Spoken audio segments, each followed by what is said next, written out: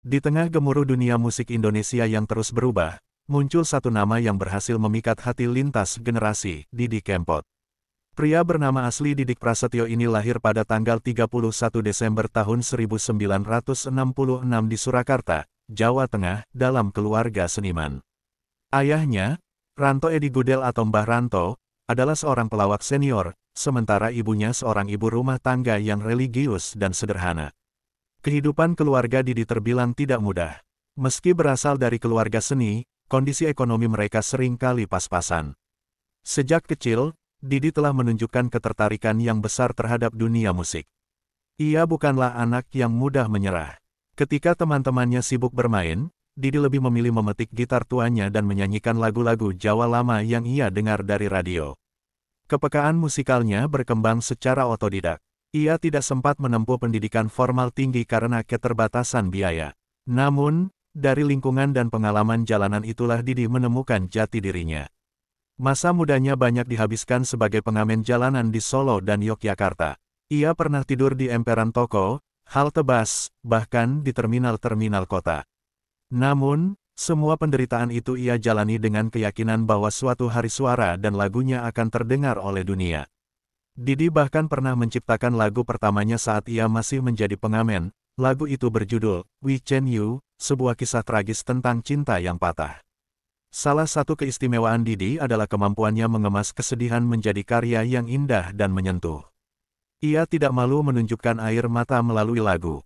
Justru, itu menjadi ciri khasnya yang kemudian membuatnya dijuluki The Godfather of Broken Heart oleh para penggemarnya, terutama generasi muda yang mulai mengenalnya di era 2000-an. Banyak orang bertanya, mengapa lagu-lagunya sangat menyentuh? Jawabannya terletak pada pengalaman hidupnya yang keras, penuh luka, dan kehilangan. Ketenaran tidak datang secepat kilat bagi Didi Kempot. Ia menapakinya perlahan, setapak demi setapak. Setelah beberapa tahun mengamen, ia akhirnya merantau ke Jakarta dan bergabung dengan grup musik keliling. Disinilah jalan karirnya mulai terbuka, meski tidak instan.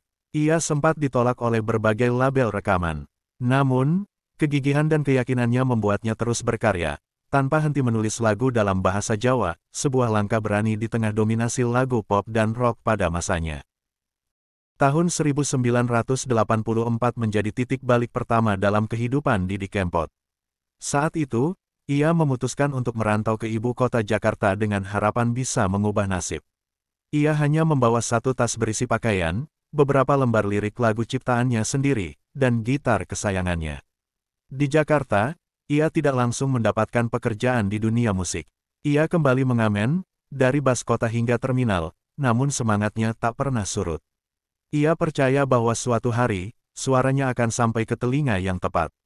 Setelah bertahun-tahun mengamen, akhirnya Didi diterima menjadi vokalis di grup musik Kempot, singkatan dari kelompok pengamen trotoar, yang kemudian menjadi asal-muasal nama panggungnya, Didi Kempot. Dari sinilah identitas musikalnya mulai terbentuk. Lagu-lagu yang ia nyanyikan adalah curahan hati masyarakat kelas bawah, tentang rindu, patah hati, kehilangan, dan cinta yang tak sampai. Bahasa Jawa tetap ia gunakan karena ia merasa itu adalah bagian dari jati dirinya yang tidak bisa dilepaskan. Pada akhir 1980-an, Didi Kempot memberanikan diri untuk merekam beberapa lagu ciptaannya. Salah satu lagu yang direkam adalah Cidro, lagu patah hati dengan lirik sederhana namun sangat menyayat. Awalnya, lagu ini tidak dilirik oleh label-label besar karena dianggap tidak menjual. Namun Didi tidak menyerah. Ia terus memperkenalkan lagu itu kepada siapapun yang mau mendengarkan, dari teman-teman sesama musisi hingga pemilik radio lokal. Butuh waktu bertahun-tahun sampai akhirnya lagu Cidro meledak di pasaran. Perjalanan lagu Cidro adalah bukti bagaimana kejujuran dalam berkarya dapat menembus segala batas. Lagu itu menjadi viral secara organik, jauh sebelum era media sosial. Kasetnya diduplikasi dan disebar oleh para sopir angkot, tukang becak, dan pengamen jalanan. Perlahan tapi pasti, nama Didi Kempot mulai dikenal.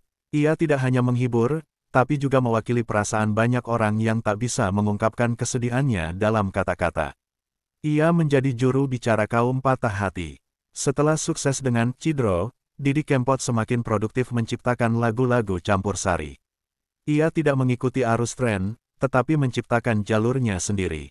Lagu-lagunya seperti Sewu Kuto, Stasiun Balapan, dan Pamer Bojo menjadi bagian tak terpisahkan dari kehidupan banyak orang. Di balik irama tradisional Jawa yang mengalun pelan, tersimpan pesan-pesan universal tentang cinta dan kehilangan.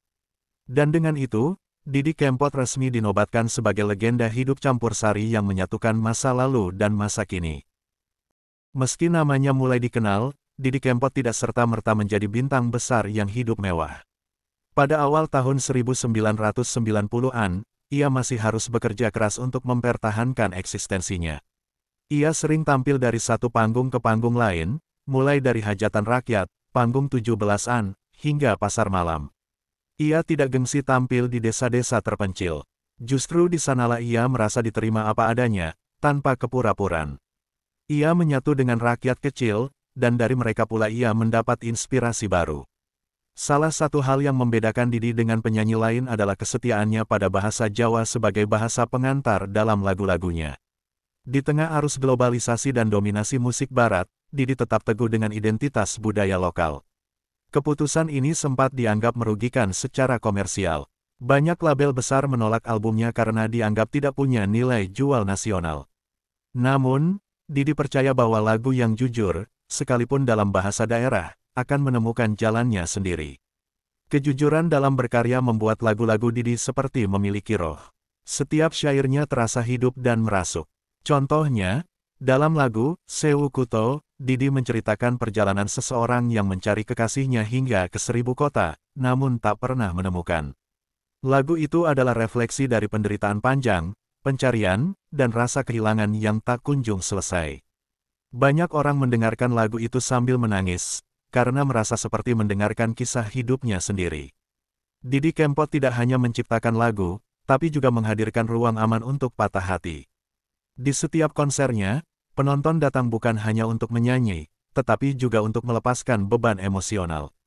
Para penggemarnya bahkan menciptakan komunitas bernama Sobat Ambyar, yaitu kumpulan orang-orang yang merasa hancur secara emosional namun tetap ingin bahagia bersama. Fenomena ini menjadi viral dan meroketkan nama Didi di kalangan generasi milenial. Fenomena Sobat Ambyar membuktikan bahwa Didi Kempot telah melampaui batas generasi. Lagu-lagunya tidak hanya disukai orang tua, tetapi juga anak-anak muda yang terhubung dengan nilai kejujuran, kesedihan, dan cinta sejati. Didi sendiri sangat rendah hati terhadap popularitas barunya itu.